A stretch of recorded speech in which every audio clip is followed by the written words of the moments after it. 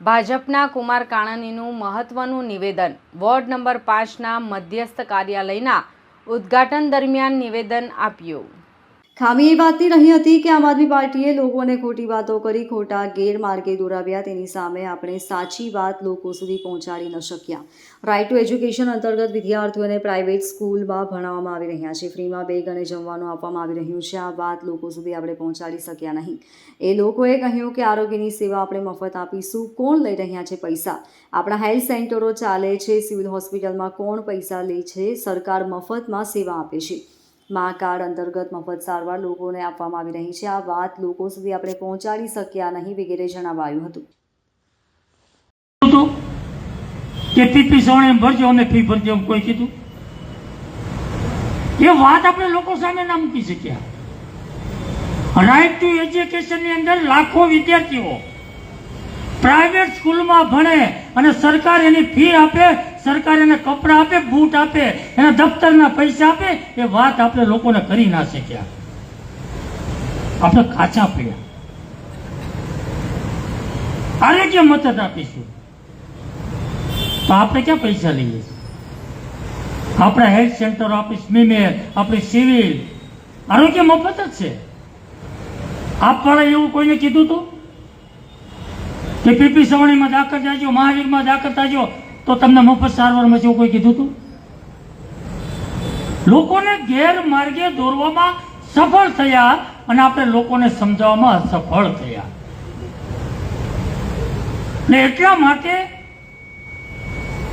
આપણે લોકોની સાથે સાચી વાત પહોંચે એના પ્રયાસો અને પ્રયત્ન કરવા પડે। જે કઈ વાત લોકોમાં મૂકે એની સામે આપણે આપણી વાત મૂકવી પડે।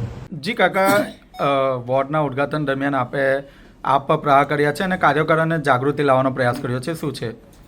ચૂંટણી આવી રહી છે, પ્રચાર શરૂ થયો છે, એટલા માટે વિપક્ષોને ખાસ કરીને જે રીતે જૂઠાણું ચલાવે છે, જે ખોટું બોલે છે અને ખોટું બોલીને જૂઠાણું ફેલાવીને લોકોને ગેરમાર્ગે દોરવાનો જે પ્રયાસો થાય છે એની સામે આપણે સજાગ રહેવું જોઈએ।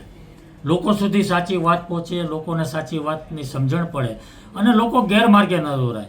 એટલા માટે સરકારની જે યોજનાઓ છે, સરકારની જે વિકાસની વાતો છે એ આપણે લોકો સુધી પહોંચાડવામાં કાચા ન પડીએ અને સફળ થઈએ અને લોકોમાં આપણી વાત સાચી પહોંચે એના માટેના પ્રયાસો કરવા માટે અને મહેનત કરવા માટે મેં કાર્યકર્તાઓને અપીલ કરી છે। અત્યાર સુધી કાર્યકરો અપીલ ના કરી? 5 વર્ષ સુધી?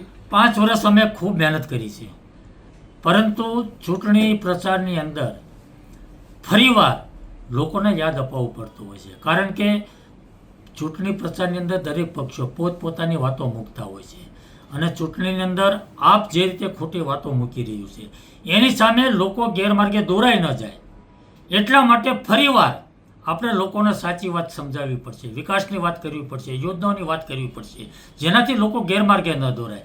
અને એટલા માટે ચૂંટણી પ્રચારની અંદર હકીકતમાં આપણે સાચી વાત મૂકીને લોકો ખોટી વાતોમાં ન આવી જાય। ચૂંટણી પ્રચાર બધા જ પક્ષો કરતા હોય છે, પણ કોઈના ખોટી વાતમાં દોરવાય ન જાય, કોઈની ખોટી વાતમાં આવી ન જાય, એટલા માટે આપણે સાચી વાત લોકો સુધી પહોંચાડવી જોઈએ, એના માટે મહેનત કરવી પડે। સુંદરકાંડ અને હપ્તાની વાતો કરી છે। 5 વર્ષ સુધી આપણે સૌ વરાછાની જનતા જાણે છે કે આપના કોર્પોરેટર અડધા અત્યારે ક્યાં છે એ પણ આપણને બધાને ખબર છે અને જે લોકો આપના કોર્પોરેટર હતા એણે કેટલા ભ્રષ્ટાચાર કર્યા છે। સસ્તા અનાજની દુકાન હોય કે બાંધકામોની વાતો હોય કે જ્યાં પણ બાંધકામો થતા હોય ત્યાં કેવા હપ્તાઓ લીધા છે, અનેક ભ્રષ્ટાચારના કાંડ કર્યા છે અને ચૂંટણી આવે એટલે સુંદર કાંડ કરે છે। આ વાત લોકોને આપણે કરવી પડશે। Bureau report, LK star news, Surat.